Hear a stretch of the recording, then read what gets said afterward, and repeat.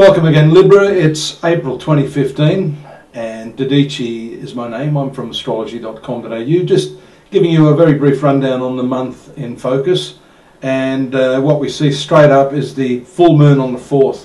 And that is a very important full moon for you because the moon rules your 10th sector of profession, the whole area of profession, work, what it is you expect to achieve in your working life is dominated by this particular planet. And on the 4th, the moon does, in its fullness, occupy this area, which means good fortune, in short, for those of you born under the sign of the scales. And this month too, if I take a look at your horoscope, which I'm doing here on my laptop before me, we see also the other powerful angle, the 7th house of your horoscope, occupied by Mercury, the South Node, Sun and Uranus. Now we've talked about the South Node and Uranus, but the two personal planets, Mercury and Sun there, are a very, very good testimony for any sort of business associations, partnerships and work with the public as a whole. If you're looking to communicate to the general public, this is the month to do it. And having that full moon there on the 4th is also an excellent omen for you. I see that having one of your best planets, Saturn, in the 3rd house has made your communication and your thinking a lot more deliberate recently. This is a relatively new transit, having Saturn in this 3rd house, which has to do with the, I suppose, the conscious mind and the way you communicate to other people, that this is going to add a bit of gravity to the circumstances. But that's not a bad thing, because people are going to take you seriously and you're going to be able to think through some of the deeper problems that are associated with such things as your career. We see, for example, the very powerful and positive aspect of Saturn, this place, adding gravity to your communications to that 7th house of partnerships and public relations. Now, having Mercury there means also that you can, advertise yourself and really put your best foot forward and make a strong impression to others. Communicating with your significant other is also on the cards, because you need to maybe talk through important issues, things that have been held up or where you or they aren't particularly happy. This is very conducive to, I call, good negotiation skills, where you can actually get down beneath the superficialities and work out what exactly you can do to make things better. And really what we see too on the very first day of the month, Mars moving into that 8th house of sexuality, where Venus is already occupying it, means that more intimacy is necessary if you want to improve the quality of your relationships. We see nice aspects forming from that 7th house on the 2nd and the 3rd, Mercury to Saturn, Sun to Jupiter. These are all very nice, open sorts of aspects which promise good results. And then on the 6th too, we see the aspect of Mercury to Jupiter. Jupiter rarely fails to bring with it a good result. It's one that shows optimism, expansion, growth, and a positive outcome for anything that you attempt this month, particularly in the first week. We see a rather scatty sort of transit occurring on the 8th, however, again in the 7th house, with Mercury coming into contact with the progressive planet Uranus. These are the two transiting bodies, and then we see also the day before the Sun transiting that position, and that can show a level of uncertainty.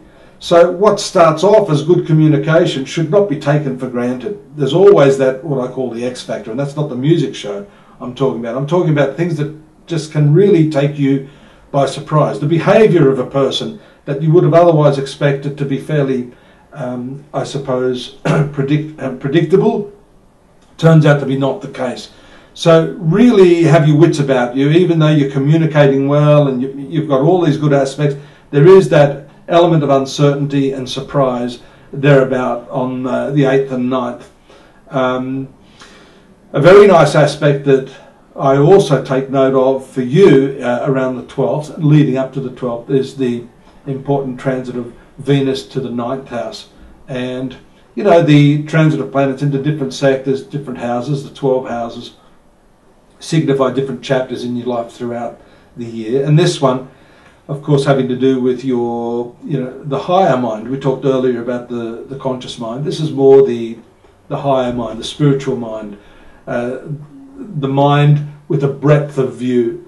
So here you can reach up and out and even within to bigger and better ideas.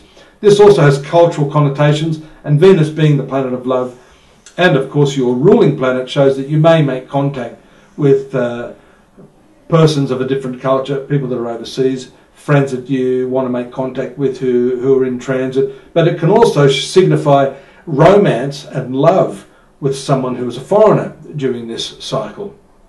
Particularly when we see Mercury on the 15th moving into the 8th house, that shows your desire to get down into the deeper nitty-gritty of relationships, sexuality, matters of intimacy. And, you know, this 8th house is a house of secrets. So you are interested in unearthing those hidden mysteries of life, whether they be your own personal mysteries, those of your partner, or just generally spiritual and psychological mysteries that can make you a better person. Sun also moves to that 8th house on the 20th, so we can see the importance of this need to dig deeper into your personality, into your character, into the character of others, and find out what it is that makes them tick, for the purpose of course, improving your life and making you feel better. On the 19th, which is the day before that, I just forgot to mention the new moon, which is also a very critical phase that indicates new beginnings, and that takes place in your sun sign. So, in the 7th house, the opposite to your sun sign. The full moon took place in Cancer, and this one, that's your career house, I said earlier, on the 4th, and on the 19th, this new moon taking place in the area of relationships. So that's going to herald the start of a new chapter in your life there. And what we mentioned earlier too, that the movement of Mercury, the movement of Venus into these areas can indicate new relationships. So here we have an additional testimony of that fact that new relationships are underway. If you're already in a committed relationship, these new moons can show an opening out or a shift from that habitual way we react to each other to, you know, an exciting new possibility for you and your partner. So that's a really good omen for you. The latter part of the month we see some favourable aspects there from Mars to Pluto. Mars and Pluto are signifying your domestic sphere and real estate matters, purchasing houses, loans, debts, bank managers, taxes. All those sorts of things will come into focus later in the month, after the 20th up to around the 23rd, 24th. Mercury also creating a favourable aspect to the same planet, again in the 4th house on the same date, and that shows communications associated with financing, maybe rentals, getting a new property. Some of you may want to move, some of you may want to restructure your loans for housing, cars and bigger ticket items.